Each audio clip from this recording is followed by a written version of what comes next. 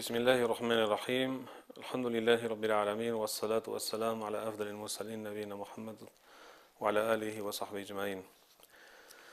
Queridos telespectadores, bienvenidos una vez más a este vuestro programa Ser Social. Comenzamos en un capítulo anterior hablando sobre la introducción de lo que va a ser esta serie de capítulos que van a hablar sobre las distintas relaciones que el ser humano puede entablar a lo largo de su vida con otros congéneres humanos, ya sean sus familiares, sus vecinos y con otras muchas personas que puede dar con ellas a lo largo de su vida.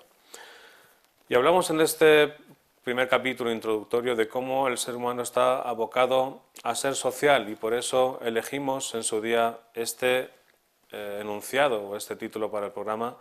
porque el ser humano no puede vivir de una manera aislada, necesita de los demás, necesita de otros seres humanos para subsistir y para tener a su alcance las cosas más básicas para mantenerse vivo. Y en este sentido el ser humano no solo necesita de lo material, es decir, necesita de un cobijo, necesita de comida, necesita de muchas otras cosas, sino que además el ser humano como tal, y lo ha configurado Allah, ensalzado sea, tal y como lo ha configurado Dios,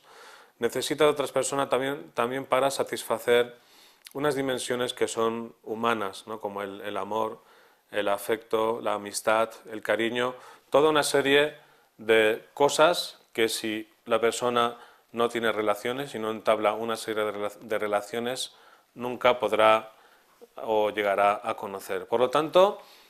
el ser humano necesita saber cómo debe establecer estas relaciones para que estas relaciones sean las mejores y aunque siempre, como en la vida existe, pues existen conflictos o existen roces en las relaciones de las personas, en este caso el Islam nos enseña cuál es la mejor manera para tratar con los demás y mantener esas relaciones estables. Entonces hablamos en su día de esa pirámide de aquel teórico Maslow que se consideraba como algo innovador, ¿no? De cómo hablaba de esas necesidades humanas y vimos cómo ya en el Islam desde hace ya más de 1000 años ya se hablaba en el Islam de esas necesidades básicas o más básicas que necesita el ser humano para asentarse y establecer las diferentes relaciones en la sociedad. Y vimos que el ser humano ha sido dispuesto en este mundo para obrar y que la mayoría de estas obras surgen a lo largo de nuestra interacción con otras personas. Surge conceptos como la virtud y el donar a los demás, es el ser tolerante, el ayudar, el prestar nuestra atención a los demás, etc. Entonces sabemos y nos enseña el Islam que vamos a ser juzgados por todos estos actos y por las relaciones que hemos tenido con los demás, porque el Islam nos enseña la virtud, nos enseña el mejor camino y nos enseña también cuáles son aquellos caminos que no debemos tomar y cuáles son aquellos actos que debemos evitar para que todas estas relaciones que nosotros podamos entablar a lo largo de nuestra vida sean estables y sean las mejores. En este caso, en el capítulo de hoy, vamos a hablar de diferentes relaciones o de diferentes personas con las que el ser humano, con las que cada uno de nosotros puede entablar relaciones a lo largo de su existencia. Sin embargo, vamos a empezar hablando de esta serie de relaciones y la primera de ellas, por paradójico que pueda ser, la primera relación que tiene que establecer el ser humano, y así lo enseña el Islam, es la relación del ser humano consigo mismo.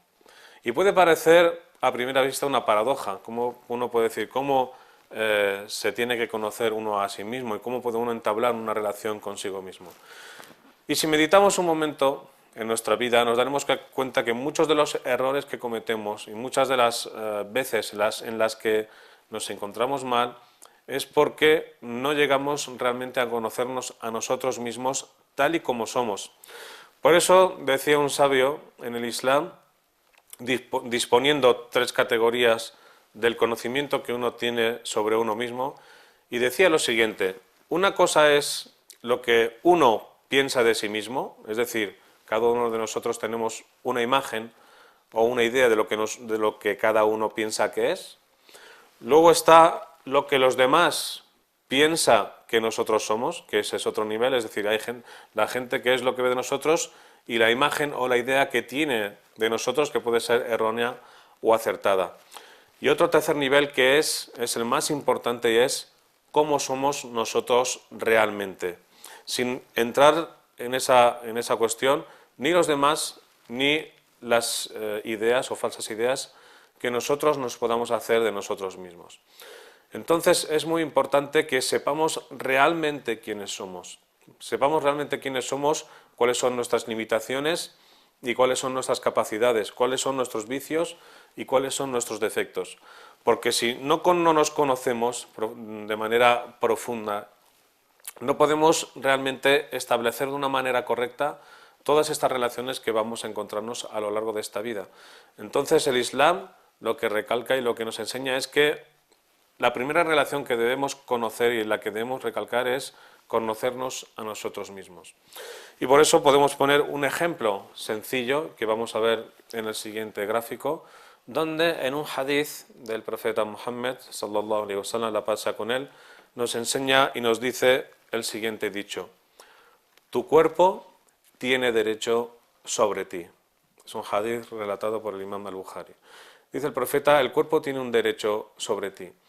Este hadith, entre muchos otros más, este es como un modo introductorio, este hadith nos enseña de que debemos conocernos a nosotros mismos y que hay limitaciones, en este caso de nuestro cuerpo, porque hay también diferentes concepciones de lo que es la religión y se piensa que lo únicamente importante es el espíritu y que las otras cosas, en este caso la parte corporal o el cuerpo del ser humano, se debe desechar y no se le debe dar su importancia. Y en este caso viene el Islam a través de muchos textos, en este caso hemos elegido este sencillo, este dicho del profeta Mohammed, la paz sea con él, donde dice, tu cuerpo tiene derecho sobre ti. Y esto se aplica en infinidad de casos, es decir, el derecho que tiene el cuerpo a descansar, el derecho que tiene nuestro cuerpo a que lo cuidemos, el derecho que tiene nuestro cuerpo a que tenga una higiene y muchas otras dimensiones que nos enseña el Islam a través de sus enseñanzas. Luego tenemos, como he dicho, muchas otras cosas más, pero en este caso vamos a pasar a otra dimensión y en otros capítulos entraremos en profundidad sobre esta relación que tenemos que tener con nosotros mismos. Otra de las relaciones que nos enseña el Islam y que debemos realmente cuidar en extremo y ser muy cuidadosos es la relación con nuestros padres. En muchos textos del Corán y del Hadith del profeta Muhammad, la paz sea con él, se nos recalca y se nos hace mucho hincapié en que lo más sagrado que tiene una persona en este mundo, de entre la gente, de entre las personas que existen, son sus padres. Tanto su padre como su madre, y que debe respetarlos y que debe cuidarlos y que se debe encargar de ellos en todo momento, del mismo modo que ellos lo hicieron con él cuando era pequeño, y así lo indica el Corán. En este caso podemos ver también otro texto, en este caso una aleya del Corán que vamos a ver a continuación y que nos dice lo siguiente. Nos dice Allah en el Corán, y no les digas a tus padres uf. Es una aleya que está en el Corán 17, aleya número 23. Fijámonos bien que en este caso el Corán nos insta a una regla que hay que tener muy en cuenta respecto a nuestros padres. Y nos dice, y no les digas a tus padres uf. Es decir, el mero hecho de dirigirnos a nuestros padres con algún sentimiento de lamento o de desacuerdo y que se lo mostremos en su cara es algo que a Allah y que a Dios no le gusta. Y por eso, si en este caso, en cosas que pueden parecer tan banales como el hecho de decir uf, de quejarse o no estar de acuerdo por alguna cosa que nos digan nuestros padres, si en este caso eso en sí mismo es algo que está prohibido, que no es correcto, todo a partir de ese punto, cuando sea más y tenga más calado y más valor respecto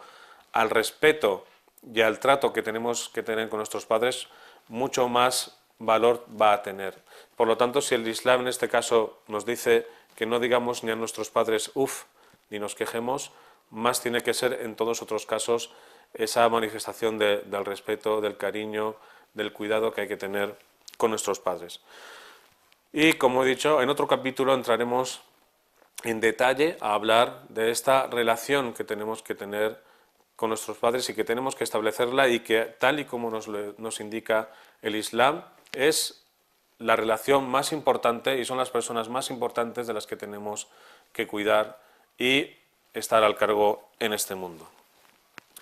Otras de las relaciones que vamos a estudiar más adelante, que tienen que ver con, en este caso, la familia más directa, tienen relación con nuestros hijos. Y en este caso también vamos a ver un texto del Corán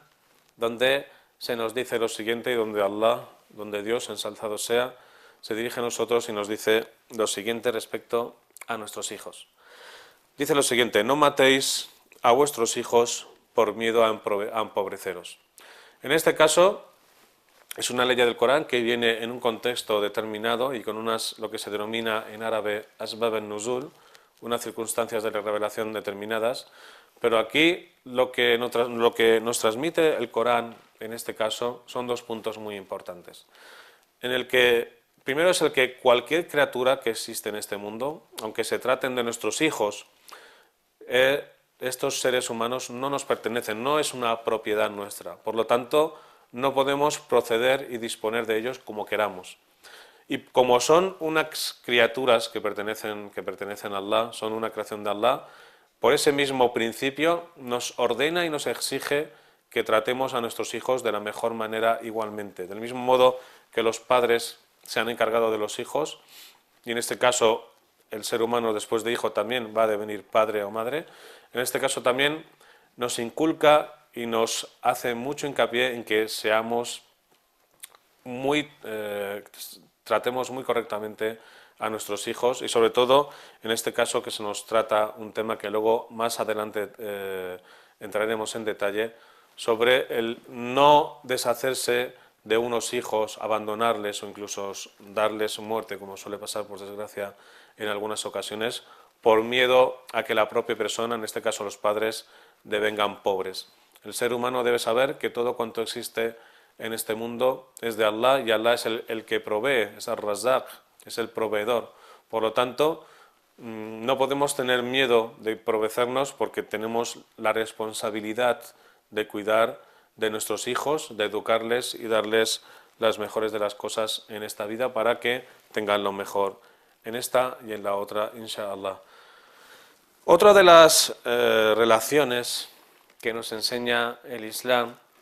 y que con el tiempo vamos a entrar a detallar es la relación con nuestra familia. En este caso tenemos un texto del Corán donde se nos habla de cómo es un ejemplo introductorio de cómo debe ser nuestra relación con la familia y cuál debe ser nuestra predisposición y nuestros actos en muchos quehaceres. En una ley del Corán se nos dice lo siguiente, dice Allah, Azza wa Jal, dice Allah, ensalzado sea, lo siguiente: Allah ordena la justicia, la mejor manera de obrar y ayudar económicamente a los parientes. En esta ley del Corán se nos habla de cómo debemos tratar a los parientes, en este caso en ayudarles, porque del mismo modo que nosotros sentimos la alegría y el placer de que formen parte de nuestra familia, también debemos dar muestras de que nosotros les queremos cuando ellos se encuentran ante adversidades económicas. Este ha sido un primer paso introductorio. En el siguiente seguiremos hablando de esas relaciones que el ser humano tiene que establecer y nos vemos en el próximo capítulo, inshallah. Wassalamu alaikum wa rahmatullahi ta'ala wa barakatuh.